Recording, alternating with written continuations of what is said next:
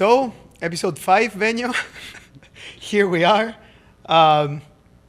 Again, to repeat ourselves, this is a little bit a podcast that we are creating in order for outsiders to know more of the inside of what happens every day with NotCo.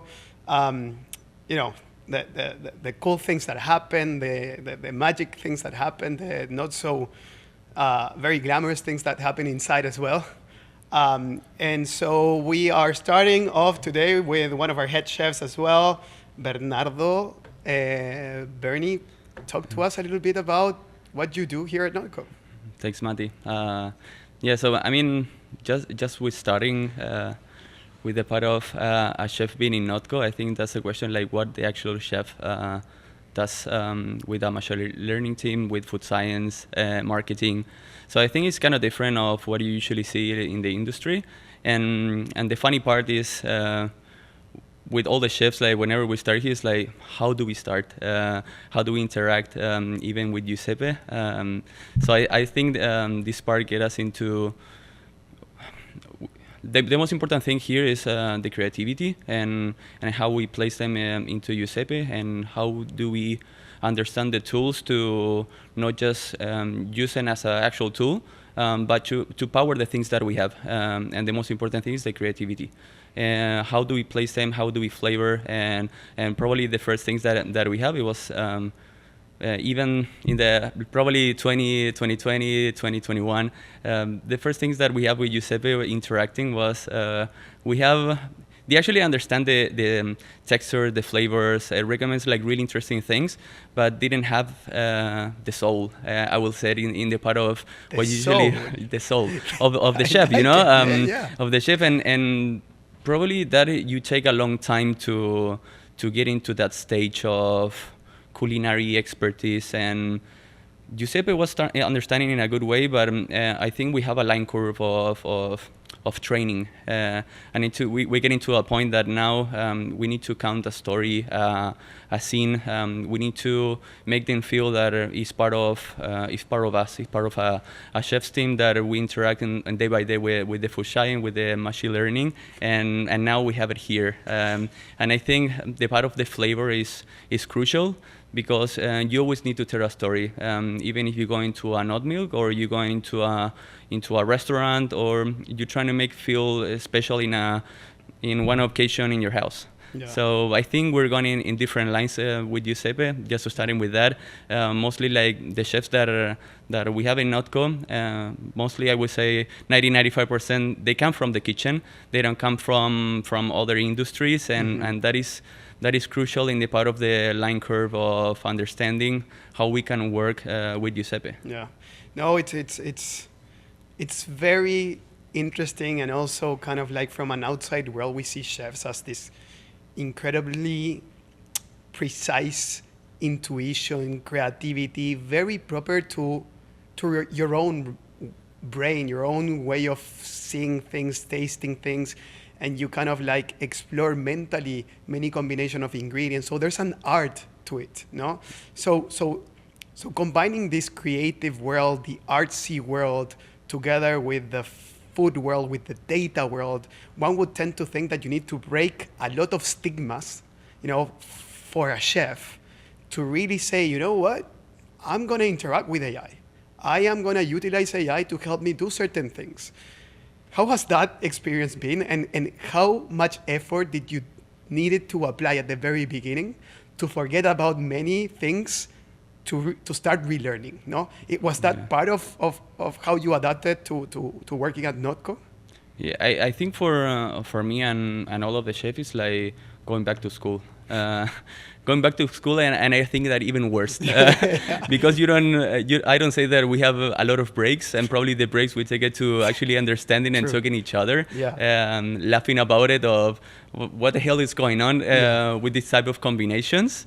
But I would say that we need to, first of all, you need to take out the skepticism of that AI is going to take our world. It's going to be more as an actual tool that boosts our creativity. Mm-hmm. So when you understand that part, I think you open so many doors and even like a different world of how we can move forward. I think that part is like having like a click, and I would say like just in a personal way, it took me more than 6 months probably to understand that click, it was not only coming from myself, but coming from the team. And I think the team needs to boost and needs to understand that not only clicking that part that AI is gonna move you forward, but you actually need to move you forward together. Yeah. You know, with a tool, having like more than a recommendation, it's like bringing also your feedback, your inputs, how you like small details that can actually like change the development part, but also how you can, with that small things of the feedback, you can actually start building new ways of product development that don't even exist.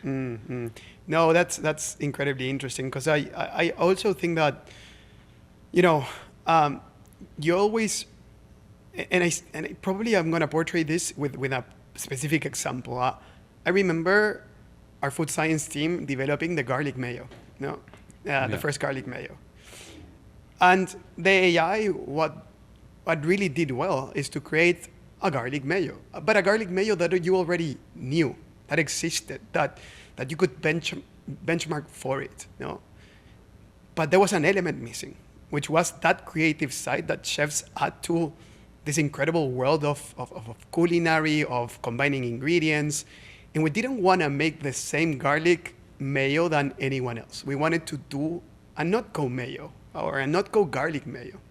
And that's where I realized that even in the product development phase, for us to actually put in the point of sales something that is way more creative than all of the competition, basically what is the perceived value of a NotCo product versus the competition.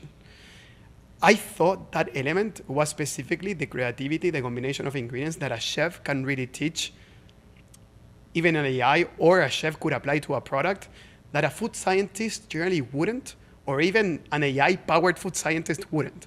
So that kind of like side of gastronomy, culinary experience, artsy side, was going to make us elementally unique. How is that being applied now? What I'm saying is an example of 2017, 2016, right? How is that being applied to the NotCo of today?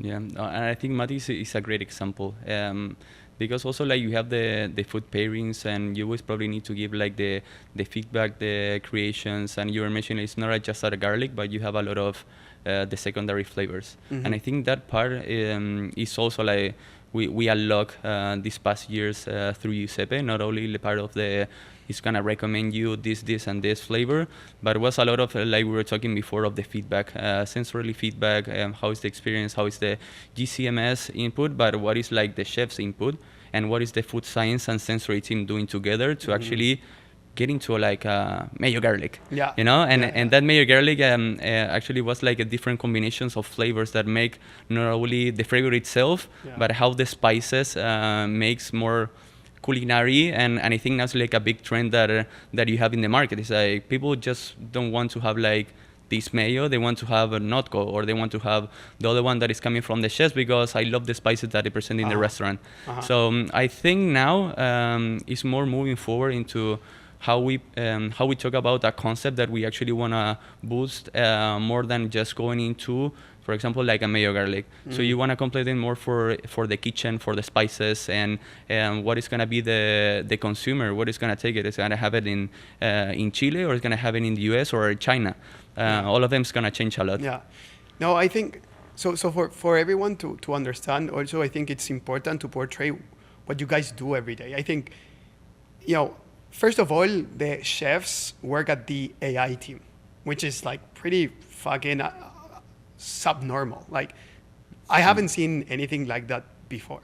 And I think the reason why, we just spoke about it. No, it's because you guys are bringing this whole new world to the food science side that wasn't talking before. No, it was, the food industry or the processed food industry was way more embedded into kind of like the more scientific side and not the artsy side. No, so that's why it made a ton of sense for us to actually implement the chefs team into the AI team. And the chefs are every day talking to the food scientist, every day talking to the data scientist, creating the products.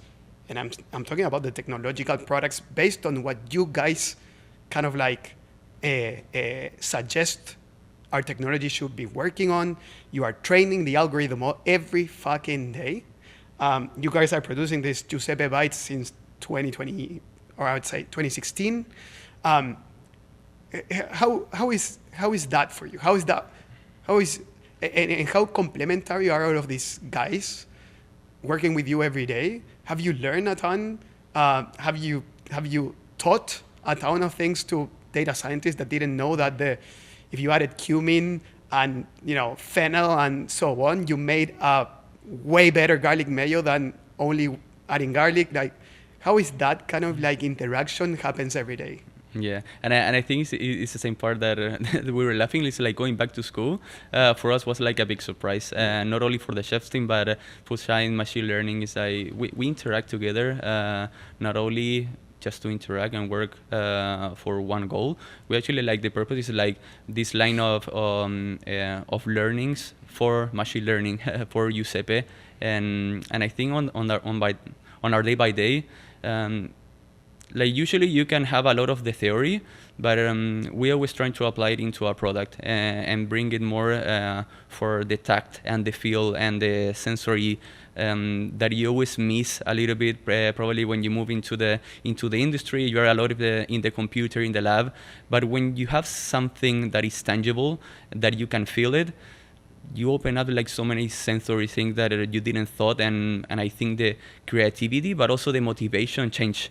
So Giuseppe Bites for me and for the team and for NotCo, I think is moving forward into that part of unlocking and giving like a boost of motivation for the people of things that you never thought that's gonna happen. You never thought it's gonna happen that even we were talking things that like probably 3 years ago about sustainability or cacao or coffee or whatever thing. Yeah, but that's gonna happen like in 20 years. And now we're talking about this, and I think it's happening. And the only way that you can prove that is through a product, like through tastings. So I think that part on our day by day motivate us, but not only for us. I think it's a message for the company and even for the industry. Yeah. No, I think one would tend to think that NotCo from the outside world is like this company that utilizes data to transform it into food products and stuff like that. But I think it's also about the interaction with humans. I always say that NotCo is built by humans that are utilizing AI to create incredible things. But the base of the company, it's basically really humans and humanity that is created within kind of like all of this conversion of incredibly talented people that carry very different knowledges and experience in the past, and putting it all together into one way of doing things. And I think everything starts with you guys. Like chefs are the ones who grab the brief and start kind of like playing with Giuseppe, reproducing the formulations, feedbacking the formulations, being able to recruit as well the food scientist and kind of like guide the food scientist as well in things that are outside their domain of knowledge. And I think that makes the company pretty unique and the outcome of the company pretty unique. We were talking about the Giuseppe Bites as an anchor point of culture, because I think it's incredible and it's really hard to transmit this to the outside world, but the chefs are a very important entity at NotCo. Do you feel the same? Yeah, I feel the same, and sometimes I don't think that we never feel weird about it, because I mean we love being kind of weird anyways, and we love, and probably we are the different ones, but in the same part I think we feel that we are like part of probably like the guy, you always have probably this brother in the family that is like kind of weird, but you actually love it and brings you something different on the day by day that you miss. Yeah, I kind of have that brother. Yeah. I think we have that part, and part of the Giuseppe is more like turning into a culture. But if we were saying like how you can envision something that you never thought even on your theory thing. This like you always need to match it with maltodextrin and dextrose. If not, you don't gonna have this type of ice cream. Out of nothing, you have like a different thing, or even we don't gonna call it an ice cream. We can call it like a I don't know, frozen something. Project X. Project X. Project X, I think, is a great example of that. Exactly. It's like we don't have What is Project X? I think Project X is like our AI incubator. Okay. So like inside the AI culinary team, or even AI, we start with this incubation of like a couple of times ago we started with fermentation. So it was not only trying to target fermentation of just like in a culinary side, we want to understand how the culinary and science meet together to develop with Giuseppe things that probably is going to take you a long time to develop. Project X starts with you're going to replace cacao. So how you going to replace cacao?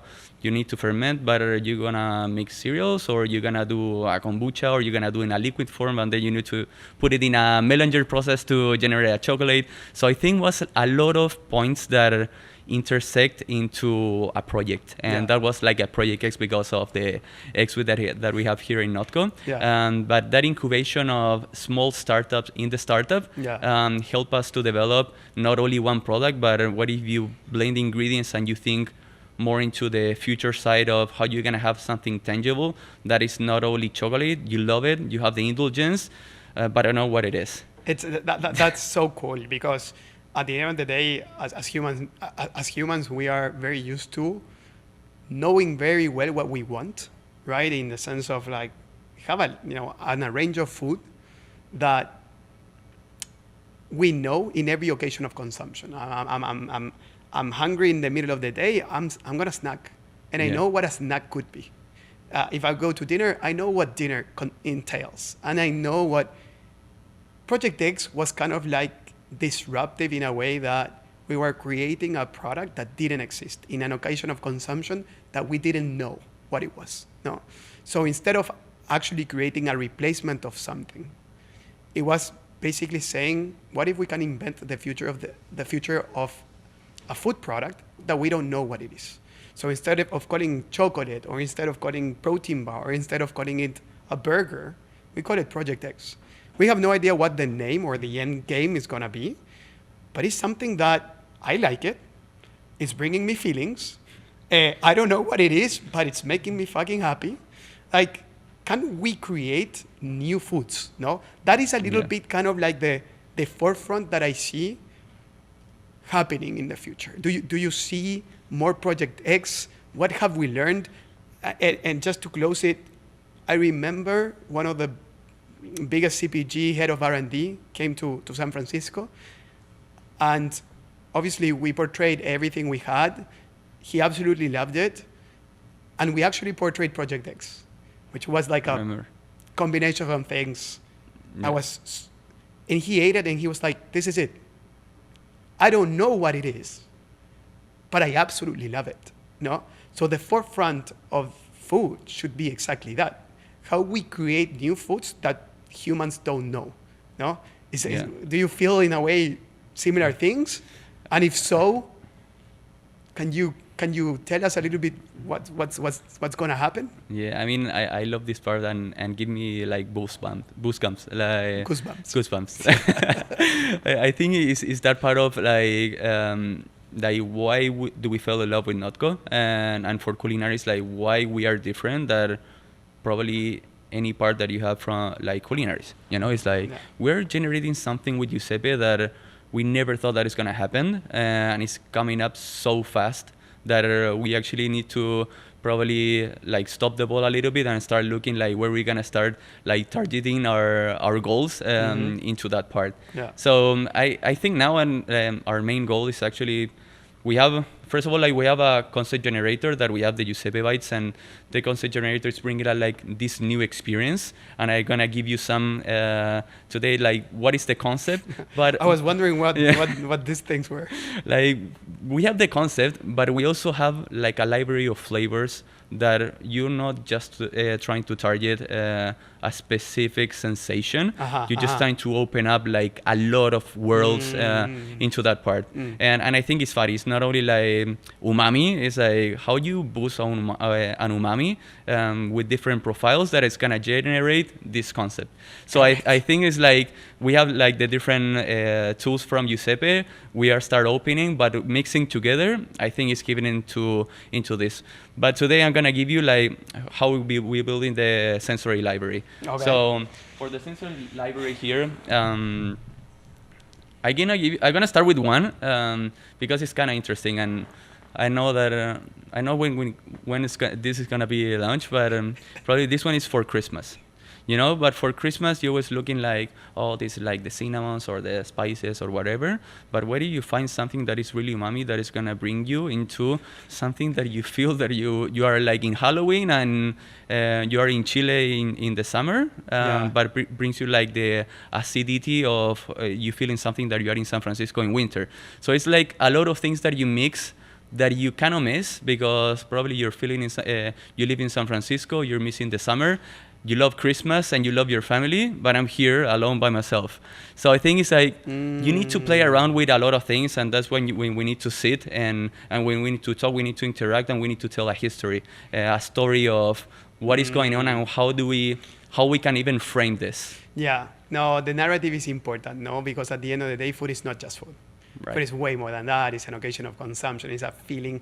It's the social surroundings.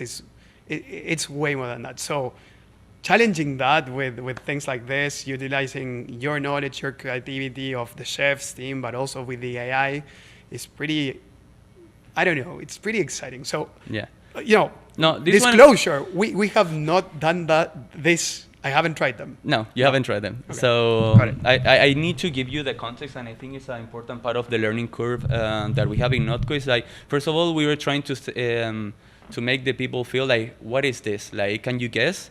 But now it's like, I need to really tell you the story to actually feel it.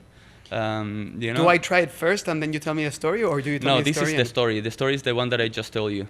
Christmas. Christmas.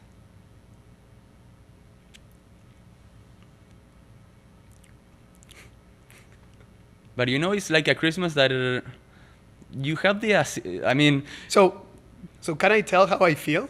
Yes. So I feel Christmassy, and I feel this would be something that I would like to have on Christmas. If I would, it tastes to me in a way similar to a Christmas kombucha. Okay. Something like that. Yes.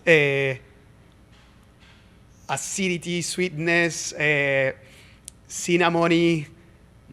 With fresh is like super fresh. Yeah. And yeah, it's beautiful. Yeah, I love it.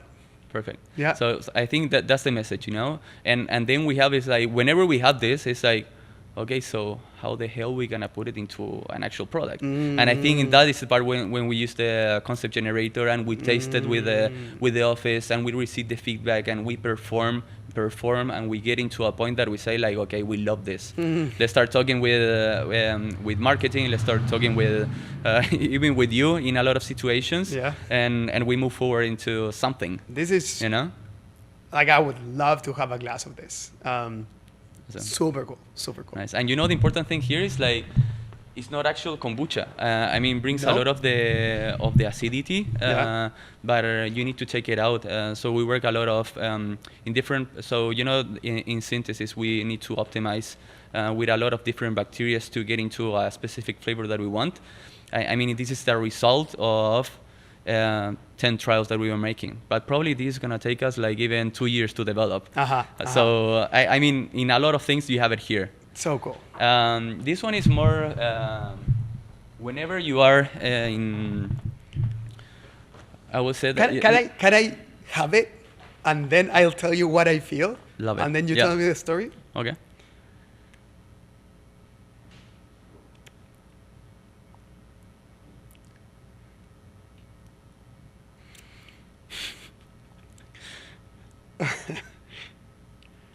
Now, first of all,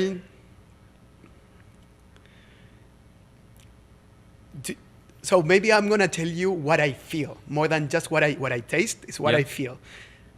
There was a beverage. Every time I went to Brazil, I took this cola called Guaraná Brahma. Okay. Guaraná Brahma is I don't know. Guaraná comes from a fruit, right? And it's this kind of like sensation of vacation together with like childhood in summer.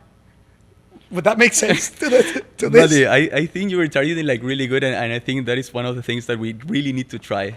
So you feel kind of in summer, but you know what happens a lot when you are sick or you are in winter? Right. You really miss that. You know, you really miss that part of like having something fresh. You really need to have like this like kind of like syrupy, super sugar forward, it's kind of bitter. Yeah. That I really don't want to take, but I need to take it because I'm gonna feel better. Yeah. This is a message for people that actually want to have like a probiotic that is gonna help you not only to get better like when you're sick, it's like when that's gonna feel you better in that situation. When you feel like you're in your bed, like cuddling and cannot don't even cry and want to go for work, this is the message. So cool, cool, because you are making me feel better. Like you are, like this reminds me of me in a very good place. Yeah.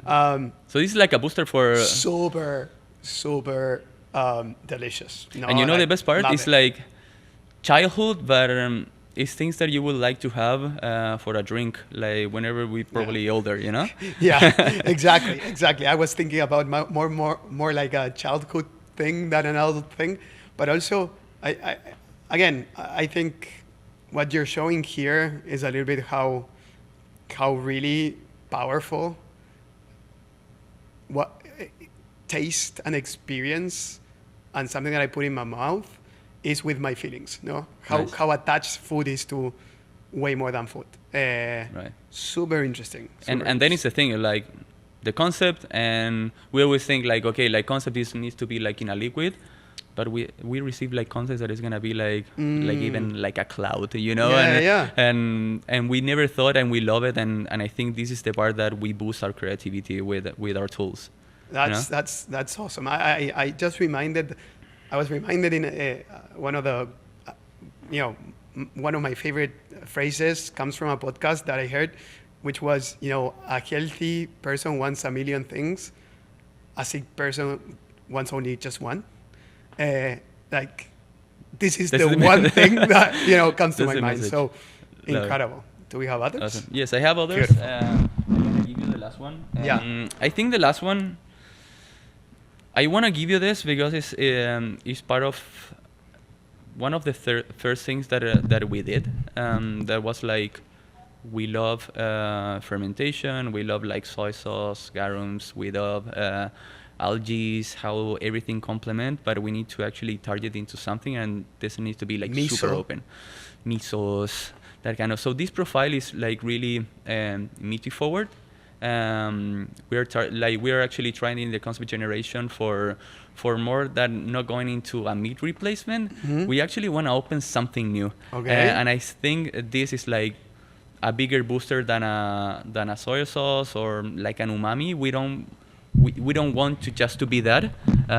We want to be something different, but that is when we adjust the profile. So we get into something that we are going to meat category in a different direction.